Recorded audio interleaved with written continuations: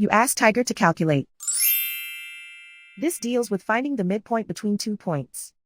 The midpoint between the 2 points is -9.5, -64. Let's solve it step by step.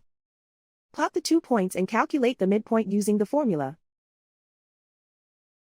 The coordinates of point 1 are, x1 equals -23, y1 equals -39. The coordinates of point 2 are, x2 equals 4, y2 equals -89. PM represents the midpoint of the 2 points.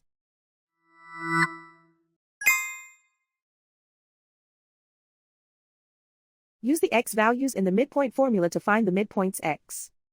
x1 equals -23. x2 equals 4.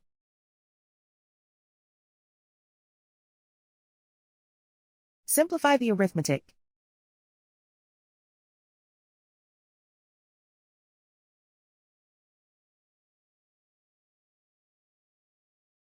Use the y values in the midpoint formula to find the midpoints y.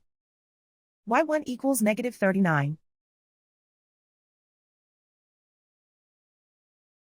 y2 equals -89. Simplify the arithmetic.